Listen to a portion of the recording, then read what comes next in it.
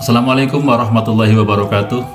Alhamdulillahirrabbilalamin. Wassalatu wassalamu ala asrafil mursalin wa ala alihi wa sahbihi ajmain, amma ba'du. Sahabat pembelajar di mana saja berada, khususnya siswa-siswi SMA SMK kelas 12 di seluruh Nusantara yang dirahmati Allah Subhanahu wa taala. Berjumpa kembali bersama materi pembelajaran pendidikan agama Islam dan budi pekerti. Pada kesempatan kali ini kita akan membahas tentang ketentuan pernikahan dalam Islam. Mudah-mudahan kalian bisa mengikuti sampai selesai, bisa memahaminya, dan kelak bisa mengamalkan dalam kehidupan rumah tangga sehingga menjadi keluarga yang sakinah, mawaddah warahmah. Amin ya rabbal alamin. Sebelum belajar kita berdoa terlebih dahulu, semoga Allah ridho dengan apa yang kita akan laksanakan. Berdoa dimulai. Bismillahirrahmanirrahim. Rabbi jidni ilman nafi'an warzuqni fahman wasi'an wa wafiqni amalan sholihan mutaqabbalan. Ya Allah, berilah aku ilmu yang bermanfaat, pengetahuan yang luas, dan amal soleh yang diterima. Ketentuan pernikahan dalam Islam. Inilah materi kita kali ini. Dengan tujuan pembelajaran, siswa mampu menganalisis dan mengevaluasi ketentuan pernikahan dalam Islam. Target akhirnya adalah kalian kelak menjadi keluarga yang sakinah, mawaddah warahmah karena mengikuti aturan-aturan Islam dalam pernikahan.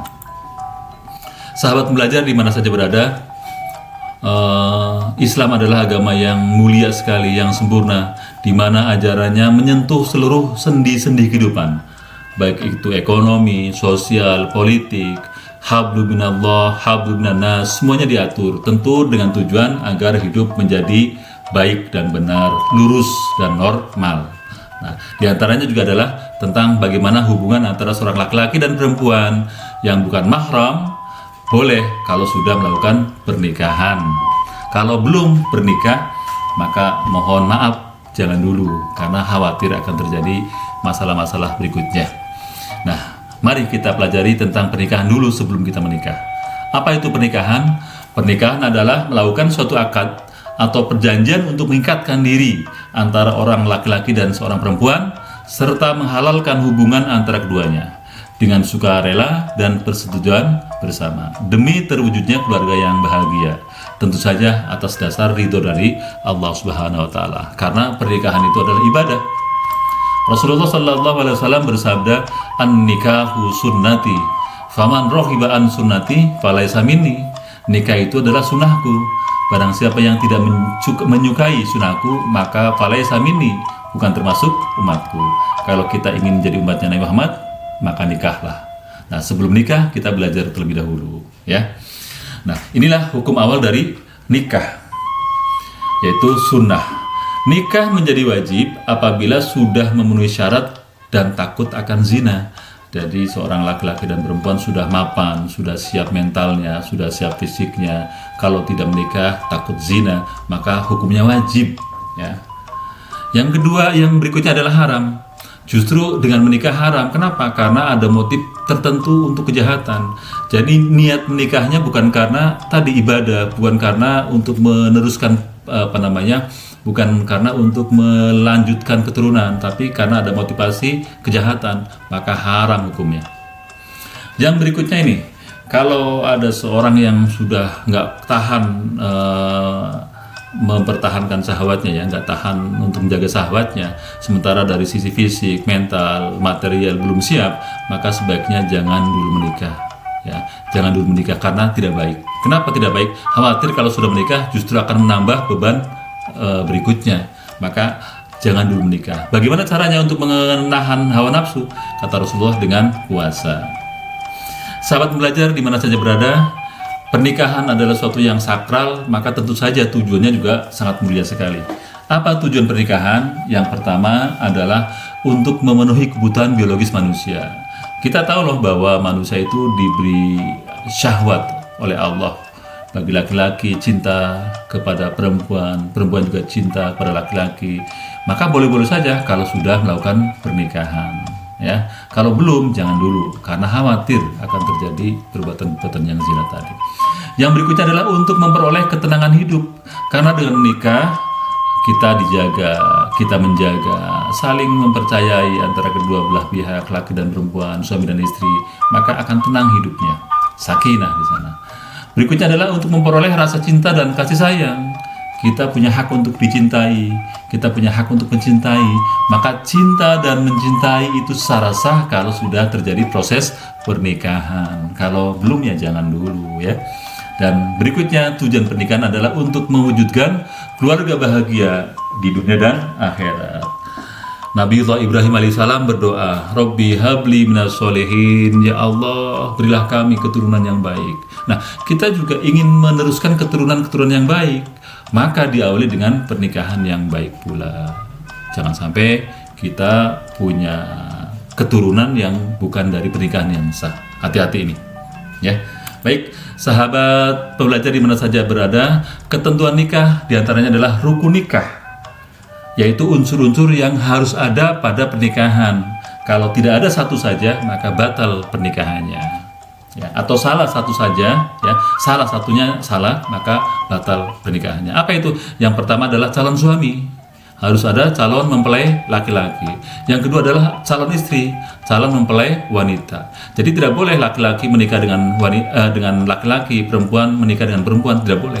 Harus ada suami, calon suami dan calon istri.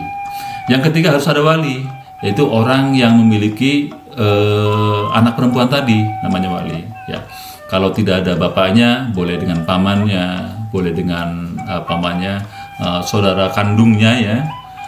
Dan kalau tidak ada lagi, maka boleh dengan wali hakim. Tapi intinya harus ada wali. Yang keempat harus ada 2 orang saksi. Harus ada 2 orang saksi, boleh saja saksinya dari keluarga laki-laki atau dari keluarga perempuan. Yang penting disaksikan minimal oleh 2 orang saksi. Yang kelima harus ada ijab qabul atau serah terima. Jadi biasanya diawali dengan walinya menyatakan bahwa saya nikahkan kamu dengan anak saya yang bernama ini dengan mas kawin sekian, dibayar tunai. Lalu si calon pengantin laki-lakinya menjawab, saya terima nikahnya dan mas kawinnya Fulan binti Fulan dan seterusnya. Maka ketika sudah terjadi ijab qabul, sah sudah pernikahannya. Nah, kalau sudah sah nikahnya, maka apa yang harus dilakukan? Sudah menjadi suami istri, sudah menjadi suami istri. Nah, siapa saja orang-orang yang boleh dinikahi dan orang-orang yang tidak boleh dinikahi? Nah, ini yang disebut dengan mahram ya. Jadi saya gambarkan di sini ada mahram. Mahram ini adalah orang yang tidak boleh dinikahi. Ya. Mahram itu orang yang tidak boleh dinikahi. Ada mahram karena sebab nasab, ada mahram karena sebab nikah. Nah, mahram karena sebab nasab ini seperti ini nih. Ini contohnya saya. Berarti saya laki-laki ya. Kalau saya laki-laki, saya tidak boleh menikahi ibu saya, atau tidak boleh menikahi nenek saya, atau tidak boleh menikahi bibi saya, ya, saudara kandung dari ayah saya yang perempuan, ya, itu tidak boleh. Nah, kemudian saya juga tidak boleh menikahi saudara kandung saya yang perempuan, tidak boleh menikahi ponakan saya. Nah, ini yang hijau-hijau ini adalah mahram karena nasab, karena keturunan. Begitu juga saya tidak boleh menikah dengan anak saya. Kalau anak saya perempuan, saya tidak boleh menikah. Saya juga tidak boleh menikah dengan cucu saya. Nah, yang hijau-hijau ini adalah nasab saya, keturunan saya, maka tidak boleh, namanya mahram. Nah, yang kuning ini saya tidak boleh menikah dengan, ketika saya sudah menikah dengan istri, ya, perempuan yang menjadi istri saya, maka saya tidak boleh menikah dengan mertua saya, tidak boleh menikahi nenek mertua saya, tidak boleh menikahi anak tiri saya, ya, tidak boleh menikahi cucu tiri saya. Ini semuanya menjadi nasab karena pernikahan atau mahram karena pernikahan. Jikalau saya tidak menikahi istri saya ini, maka saya boleh menikahi mertuanya. Ketika saya sudah menikahi mertuanya, maka tidak boleh menikah anaknya dan seterusnya. Nah, ini adalah mahram. Nah, yang merah-merah ini adalah yang bukan mahram, artinya saya boleh menikah dengan orang-orang itu. Nah, inilah mahram. Lebih jelasnya dijelaskan dalam Quran surat An-Nisa ayat 22 sampai dengan 24. Ini terkait dengan mahram. Baik, selanjutnya ketika kita sudah menjadi suami istri, ya, maka ada kewajiban suami dan kewajiban istri. Apa itu kewajiban suami? Kewajiban suami yang pertama adalah memberi nafkah lahir batin kepada istri dan anak-anaknya sesuai dengan kemampuan. Jadi sandang, pangan, papan itu dipenuhi. Siapa yang punya kewajiban? Suami. Berikutnya, suami punya kewajiban untuk membimbing istri dan anak-anaknya dengan tuntunan yang benar, dengan ajaran yang benar. Jangan sampai ngajari anak-anak dan istrinya dengan ajaran yang salah atau yang sesat. Berikutnya, harus bergaul dengan ma'ruf dengan istrinya dan anak-anaknya dengan pergaulan yang baik. Ya, ini kewajiban suami. Dan berikutnya adalah kewajiban suami membantu istri dalam tugas sehari-hari, terutama dalam mengasuh dan mendidik anak-anak dan yang lainnya. Inilah kewajiban suami. Di samping ada kewajiban suami, juga ada kewajiban istri. Nah, kewajiban istri yang pertama adalah taat pada suami. Ini yang paling pertama nih.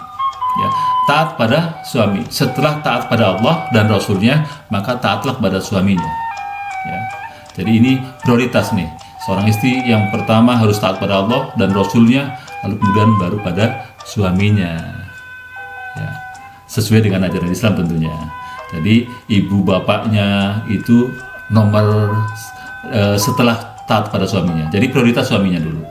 Bukan berarti mengabaikan orang tuanya, bukan juga, tapi artinya lebih prioritas pada suaminya. Yang kedua, menjaga kehormatan dan harta benda suami. Jadi di rumah itu dijaga. Siapa yang menjaga? Istri. Ya. Yang ketiga, membantu suami dalam memimpin kesejahteraan dan keselamatan keluarga. Membantu, sifatnya membantu. Karena yang punya kewajiban adalah suami, tapi istri hanya sifatnya membantu saja. Ya. Berikutnya adalah menerima dan menghormati pemberian suami. Jangan nuntut yang enggak-enggak. Ya, kita tahu bahwa suaminya seperti itu dapatnya, ya sudah kita nikmati, syukuri. Ya. Berikutnya hormati dan sopan kepada suami dan keluarganya. Jadi bukan hanya pada suaminya saja, tapi keluarganya suami juga dihormati. Dan terakhir, memelihara, mengasuh, dan mendidik anak dengan baik. Nah, apabila ini terjadi dengan baik, suami melakukan kewajibannya dengan baik, istri melakukan kewajibannya dengan baik, insya Allah akan menjadi keluarga yang sakinah, mawaddah warahmah. Tetapi ketika ini tidak terjadi dengan baik, maka bisa jadi kemudian akan terjadi perceraian. Apa itu perceraian? Perceraian adalah pemutusan ikatan perkawinan antara suami dan istri. Ya. Perceraian adalah pemutusan ikatan perkawinan antara suami dan istri. Memang pilihan pahit, ya, pilihan pahit. Setelah tidak bisa mempertahankan kehidupan rumah tangganya, mereka masing-masing punya jalan sendiri-sendiri, maka pilihan yang terbaiknya adalah cerai atau talak. Ya, meskipun Allah benci, jadi Allah itu benci dengan talak, tapi Allah menghalalkan. Kata Rasulullah dalam hadis yang diriwayatkan oleh Abu Dawud fi Sunanihi, abghadul halali ilallahi at-talaq. Perbuatan yang dibenci oleh Allah tapi halal adalah tolak atau cerai. Nah, inilah hukum awalnya. Hukum awalnya adalah makruh. Sebaiknya jangan terjadi cerai itu. Yang kedua, hukumnya menjadi wajib apabila tidak ditalak akan ada berbahaya yang berpanjangan. Jadi kalau tidak cerai, ini bahaya sekali nih, maka wajib hukumnya. Tetapi cerai haram apabila dengan talak atau dengan cerai akan mendatangkan bahaya yang besar. Jadi kalau sudah berkeluarga, kalau terjadi nanti cerai maka akan bahaya besar, maka haram hukumnya bercerai. Kalau di sini kalau diteruskan akan bahaya, kalau di sini kalau dipisahkan akan bahaya. Nah, makanya hukumnya berbeda dengan kondisi yang melingkupinya. Inilah hukum talak. Hal-hal yang dapat memutuskan ikatan perkawinan adalah ada talak, fasakh, khulu, li'an, ila, dan zihar. Ini hal-hal yang bisa menjadikan pemutusan hubungan antara perkawinan antara suami dan istri. Dengan talak inilah lalu kemudian berpisah keduanya. Mari kita bahas satu persatu tentang hal-hal yang dapat memutuskan ikatan perkawinan, ya. Yang pertama adalah talak. Apa itu talak? Talak itu melepaskan ikatan perkawinan dengan cara mengucapkan talak kepada istrinya secara sadar dan sukarela. Saya talak kamu, saya talak kamu, saya talak kamu, atau dalam bahasa Indonesianya, saya cerai kamu, saya cerai kamu, saya cerai kamu. Nah, sepanjang ungkapan tadi baru pertama dan kedua saja, ini disebut dengan talak raj'i. Jadi saya cerai kamu, saya cerai kamu, baru dua nih, namanya talak raj'i. Apa talak raj'i itu? Dengan talak ini suami boleh rujuk kembali kepada istrinya selama masa iddah. Jadi masih iddah. Ya, nanti akan saya jelaskan di akhir tentang iddah itu. Ya. Itu talak raj'i.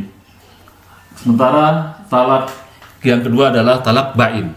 Talak bain adalah talak yang pertama, kedua, ketiga. Jadi sudah 3 kali mentalak. Jadi pada bulan ini mentalak, bulan depan mentalak lagi, kemudian bulan berikutnya mentalak lagi, maka sudah terjadi 3 kali talak. Kalau sudah terjadi 3 kali talak, maka hukumnya suami tidak boleh rujuk kembali kepada istrinya kecuali istri sudah menikah dengan orang lain. Namanya talak bain. Nanti ada istilah talak bain. Ini talak bain kubro namanya. Ya. Kalau ada talak bain kubro, ada talak bain sugro. Nanti akan saya jelaskan. Inilah talak. Selanjutnya adalah fasakh. Apa itu fasakh? Fasakh itu adalah pembatalan pernikahan karena sebab-sebab tertentu. Jadi sebelum menikah itu mereka membuat perjanjian atau semuanya berjalan dengan baik. Tiba-tiba ketika sudah menikah ada ada sesuatu yang ganjil, ya, ada sesuatu yang ganjil. Maka salah satu di antara suami atau istri bisa menggugat untuk membatalkan pernikahan yang sudah dilakukan itu. Nah, ini harus harus dilakukan oleh hakim. Jadi permintaan dari salah satu suami atau istri minta sama hakim untuk membatalkan pernikahan yang terjadi. Nah, akibat pembatalan ini atau akibat fasakh ini, maka suami tidak boleh rujuk kembali pada istrinya. Jadi tidak boleh rujuk. Kalau yang tadi kan talak 1, talak 2 masih boleh rujuk. Kalau sudah ada pembatalan, maka tidak boleh kembali lagi, tidak boleh rujuk. Nah, tetapi karena sudah talak, maka boleh bekas suami, ya, namanya bekas suami dan bekas istri itu boleh menikah lagi tanpa harus menikah dengan orang lain. Kalau tadi kan talak bain, boleh menikah lagi kalau istrinya sudah menikah dengan orang lain. Kalau di sini gara-gara fasakh, jadi pembatalan, maka mengulang kembali pernikahannya. Tidak harus si istrinya tadi menikah lagi dengan orang lain. Artinya mengulang kembali berarti ada pernikahan ulang karena sudah batal di pernikahan pertamanya. Ini namanya fasakh. Yang berikutnya adalah khulu. Khulu itu apa? Khulu itu adalah talak yang dijatuhkan suami kepada istri karena istri minta dicerai dengan memberikan uang atau barang, atau yang kita sebut dengan istilahnya gugatan cerai. Jadi perempuan atau istri boleh menggugat cerai, ya, boleh menggugat cerai, minta diceraikan, karena perempuan itu tidak bisa saya ceraikan kamu, itu tidak akan terjadi perceraian. Beda dengan yang kalau mengatakan itu adalah suaminya, itu jatuh talak. Tapi kalau perempuannya, kalau istrinya tidak bisa, tidak jatuh talak, maka paling istri minta diceraikan. Ini namanya khulu. Akibat perceraian dengan cara khulu ini, suami tidak dapat rujuk walaupun istrinya masih dalam masa iddah. Ya, tidak boleh. Jadi kalau sudah seperti ini, kalau sudah 3 kali khulu, maka dianggap 3 kali talak, berarti talak bain kubro, sehingga suami tidak boleh menikah lagi dengan bekas istrinya sebelum bekas istrinya itu menikah dengan orang lain, lalu bercerai, lalu habis masa iddahnya. Nah, ini hati-hati ya. Jadi jangan sampai gampang ngomong cerai-cerai lalu malamnya balik lagi. Itu khawatir terjadi khulu seperti ini, itu tidak boleh balik lagi, ya, tidak boleh balik lagi. Ini namanya khulu. Jadi gugatan cerai dari pihak istri. Selanjutnya adalah li'an. Apa itu li'an? Li'an itu adalah sumpah suami yang menuduh istrinya berzina. Jadi suami itu menuduh bahwa istrinya berzina, sementara suami itu tidak bisa mendatangkan 4 orang saksi. Lalu suaminya datang ke hakim. Datang ke hakim, mengatakan pada hakim bahwa saya tahu istrinya berzina. Lalu kemudian dia sumpah 4 kali sampai terakhir dia mengatakan laknat Allah akan ditimpakan atas diriku apabila tuduhanku itu dusta. Maka dengan ucapan ini berarti sudah terjadi talak. Tidak boleh kembali lagi ke ke istrinya. Bahkan istrinya tadi ini kalau menurut pemahaman ini bahwa istrinya itu sudah melakukan hukum yang salah, ya, maka harus dihukum rajam. Apa itu hukum rajam? Dilempari dengan batu sampai dengan dia meninggal. Ini kalau suaminya menuduh bahwa istrinya berbuat zina, tapi tidak memberikan 4 orang saksi, lalu datang ke hakim, kemudian menjelaskan pada hakim, sampai kemudian dia mengatakan bahwa laknat Allah akan ditimpakan atas diriku apabila tuduhanku itu dusta. Berarti memang benar-benar banget ini. Makanya juga hati-hati bagi seorang laki-laki yang menjadi suami, juga harus hati-hati, juga begitu dengan perempuan. Ini adalah li'an. Berikutnya adalah ila. Apa itu ila? Ila itu adalah sumpah suami yang mengatakan ia tidak akan meniduri istrinya selama 4 bulan atau lebih. Jadi seorang laki-laki berjanji, saya tidak akan tidur bareng dengan istrinya selama 4 bulan atau lebih. Nah, jika sebelum 4 bulan suami kembali kepada istrinya, baru 3 bulan sudah pengen balik lagi, maka suami wajib membayar denda sumpah atau kafarat, ya. Yang kedua, jika sampai 4 bulan lebih tidak kembali juga, maka maka disuruh memilih. Yang pertama, kembali kepada istrinya dengan denda atau mentalak istrinya. Apabila suami tidak menentukan pilihannya, maka hakim memutuskan bahwa suami telah mentalak istrinya dengan talak bain sugro. Nih, talak bain sugro itu tidak boleh meniduri lagi, tidak boleh rujuk. Boleh rujuk dengan catatan harus menikah lagi dengan istrinya. Namanya talak bain sugro. Jadi kalau talak bain kubro itu tidak boleh menikah lagi kepada bekas istrinya, kecuali bekas istrinya itu menikah dengan orang lain, lalu bercerai, lalu bisa menikah lagi. Kalau talak bain sugro itu sudah dicerai istrinya, lalu harus menikah ulang, ya. Berarti ada menikah ulang tadi, ada rukun nikahnya harus diucapkan. Nah, itu namanya ila. Berikutnya adalah zihar. Nah, zihar itu adalah ucapan suami yang menyerupakan istrinya dengan ibunya. Ini sangat lazim dulu zaman jahiliyah itu di Arab, ya. Jadi ucapan seperti ini itu masuk kategori ucapan talak. Jadi kalau ada orang suami mengatakan bahwa punggungmu seperti punggung ibuku kepada istrinya, maka jatuhlah talak, ya. Ini lazim pada masa jahiliyah. Tetapi kalau sekarang, karena kalimat ini tidak lazim, jadi kalau hanya bercanda saja, dalam hatinya tidak mentalak, maka tidak jatuh talak, ya, tidak jatuh talak. Tetapi jika suami mengucapkan kata-kata tersebut dan tidak melanjutkannya dengan mentalak istrinya, wajib baginya membayar kafarat dan haram meniduri istrinya sebelum kafarat dibayar. Nah, ini hati-hati. Ini zihar, ya, ucapan suami yang menyerupakan istrinya dengan ibunya. Ini masa lalu, masa jahiliyah menjadi lazim seperti ini, tapi sekarang tidak. Selanjutnya adalah iddah, ya. Iddah itu masa menunggu bagi istri, untuk menikah lagi karena telah ditinggal mati atau dicerai oleh suaminya. Nah, suaminya wafat, iddahnya 4 bulan 10 hari. Sedangkan karena talak, fasak, dan khulu, maka iddahnya 3 kali masa suci. Sedangkan yang sudah menopause, iddahnya 3 bulan. Nah, bagi perempuan yang sedang hamil, iddahnya sampai melahirkan anaknya. Nah, demikianlah beberapa kajian tentang pernikahan. Dan terakhir, kalian coba perhatikan tugas ini. Ya, tugas ini perhatikan bahwa di sini ada 4 kolom, ya. Kolom 1, kolom 2, kolom 3, kolom 4. Kolom 1 itu apa? Kolom 1 itu kamu tulis yang kamu inginkan apa di sini, dan kemungkinan keinginannya itu terpenuhi atau terjadi. Yang di sini yang tidak kamu inginkan tapi mungkin terjadi. Yang di sini kamu tulis sesuatu yang tidak diinginkan dan tidak mungkin terjadi. Dan di sini kamu tulis yang kamu inginkan dan tidak mungkin terjadi.